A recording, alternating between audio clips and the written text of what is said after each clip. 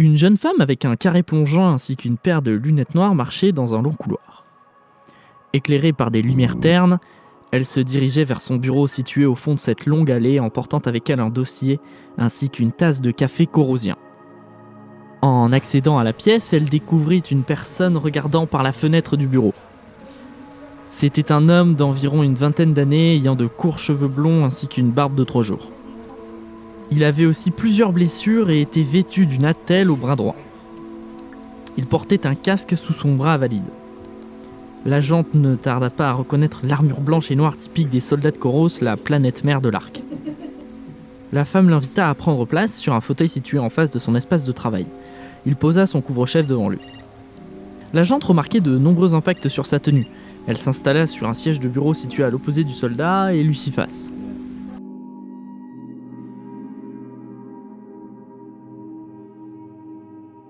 Elle posa sa tasse de café ainsi que le dossier sur son bureau, puis se pencha pour sortir du matériel d'enregistrement d'une armoire de rangement, ainsi qu'un carnet de notes situé dans un autre petit placard gris à sa gauche. Elle finit d'installer son équipement, puis posa sa main sur un outil de scan servant à vérifier son identité. Une image holographique s'éleva au-dessus du scanner, montrant une fiche d'identification.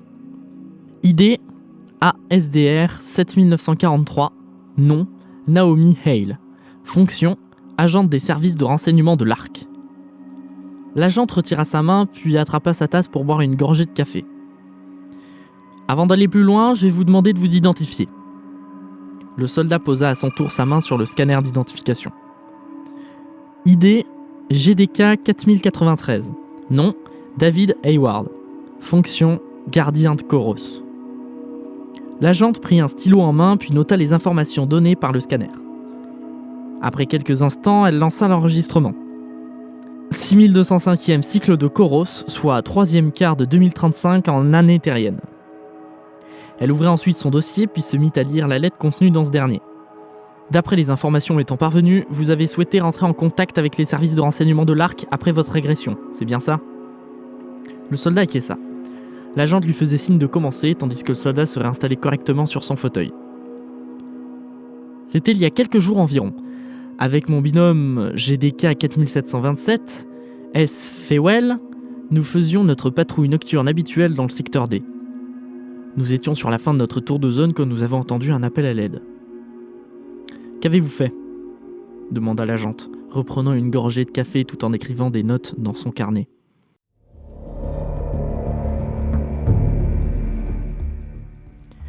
À l'entente du cri, les 2 soldats se regardèrent, surpris. Malgré tout, Fewell prit les devants et fit signe à Hayward de la marche à suivre. Les 2 soldats se dirigèrent, méfiants, vers l'endroit d'où émanait l'appel de détresse, sachant pertinemment que le secteur Détroit n'était pas réputé pour ses bons samaritains, mais leur devoir passait en priorité. Leur patrouille nocturne ne les rendait pas plus sereins, bien au contraire. Le lieu vers lequel ils se dirigeaient semblait être un grand bâtiment, mais le faible éclairage du secteur D rendait son identification difficile.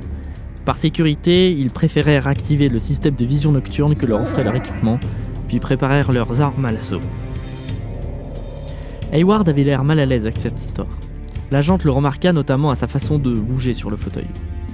« Je sens que c'est compliqué à raconter, prenez votre temps », disait-elle d'un ton se voulant ferme du fait de sa fonction, mais avec un fond de compassion. Le soldat tentait de se réinstaller correctement, puis il se reprit. À l'arrivée du binôme sur les lieux, il n'y avait personne, et ce n'était pas pour les rassurer. Le lieu ressemblait à un hangar désaffecté depuis plusieurs années, un endroit sale et insalubre qui servait autrefois à la création d'armes et de drones pour l'armée arkienne et qui, à sa fermeture, fit chuter l'économie du secteur Détroit. Laissé depuis à l'abandon, il était autrefois un modèle d'industrie sur Koros. mais était devenu désormais l'un des secteurs les plus dangereux de la planète. Fewell, en partant faire de la reconnaissance dans les lieux, découvrait un enregistreur caché au niveau de l'un des piliers du hangar. Mais il était déjà trop tard. Un nombre très important de personnes armées sortait de tous les côtés. Fewell se dépêcha de revenir auprès d'Hayward, acculé par le groupe. Hayward tenta plusieurs appels radio pour contacter des renforts, mais comprit vite qu'il n'aurait aucune échappatoire. Leur communication ayant été probablement neutralisée à leur entrée dans le hangar. Hayward se fit séparer puis lentement submerger par les membres de gang pendant que Fewell était pris dans un autre coin de l'entrepôt. À chaque fois qu'il parvenait à neutraliser un membre de gang, de nouveaux individus faisaient leur apparition. Fewell parvint à se libérer à l'aide de sa matraque neutralisante, mais en tentant de sauver son ami, il se prit une balle qui le fit chuter avec douleur. Hale continua de prendre des notes et remarqua qu'Hayward s'agitait de plus en plus. Le soldat commençait à mal réagir, des gouttes de sueur perlaient sur son front, il respirait plus difficilement. L'agente prépara un verre d'eau et vint lui tendre ce dernier. Le gardien but, puis après quelques instants, il posa ce verre-ci. Il reprit ensuite son souffle. Que s'est-il passé ? Pendant que nous étions vulnérables, le tireur s'est approché de nous, mais il restait caché dans l'ombre. Je ne l'ai pas bien vu, mais il n'avait pas l'air humain. Il était grand et athlétique, mais son visage paraissait étrange, comme abîmé.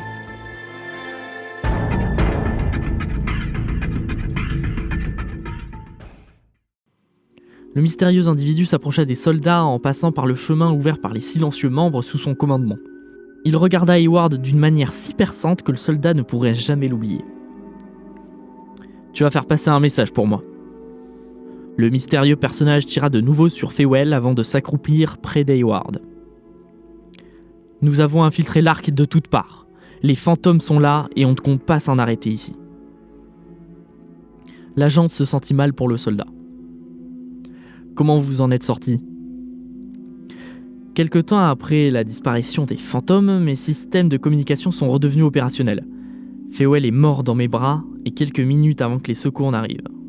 Ces derniers étaient accompagnés par une unité de gardiens venant sécuriser le secteur. Quelque temps après la disparition des fantômes, mes systèmes de communication sont redevenus opérationnels. Fewell est mort dans mes bras quelques minutes avant que les secours n'arrivent. Ces derniers étaient accompagnés par une unité de gardiens venant sécuriser le secteur. Je me suis évanoui peu de temps après leur arrivée et me suis retrouvé en soins d'urgence. Le soldat fit une pause, puis reprit une gorgée d'eau. Dès mon réveil, j'ai fait une demande de contact avec vous et me voilà. L'agente finissait de prendre des notes. Je vous remercie pour votre témoignage qui a dû être dur à exprimer pour vous. Je vais mettre nos équipes sur le coup pour arrêter ces fantômes au plus vite. Hale arrêta le système d'enregistrement, puis se leva. Le soldat se mit debout à son tour, prit son casque et fut raccompagné par l'agente qui lui indiqua la sortie. Le soldat la remercia d'un geste simple d'au revoir. Hale lui souriait avec compassion. Elle retourna dans son bureau afin de ranger son matériel et récupérer l'enregistrement, accompagné des notes. Elle se dirigeait dans une autre salle contenant un poste de données, une grande tour avec un écran au centre pouvant être considéré comme une évolution d'un ordinateur terrien. Usant de sa carte d'identification, l'agent accéda à un système d'archives. Elle se mit à la recherche du dossier fantôme, un nom qui ne lui semblait pas inconnu en dehors du témoignage d'Hayward.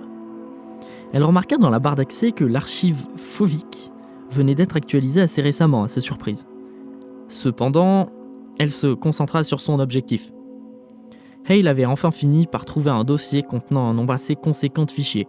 Parmi ces derniers, on pouvait y trouver divers témoignages, des portraits du mystérieux individu ainsi que des photos prouvant l'existence de ces fantômes. Elle ajouta le contenu de sa dernière session et constata que les dates se succédaient sans que les différentes apparitions de ce groupe ne se ressemblent. Et il ne pouvait s'empêcher de penser à quel point leurs actions imprévisibles pouvaient être dangereuses pour l'Arc, l'agression et le meurtre du soldat Fewell ne devenant que des actes minimes par rapport aux autres actions déjà effectuées par les fantômes.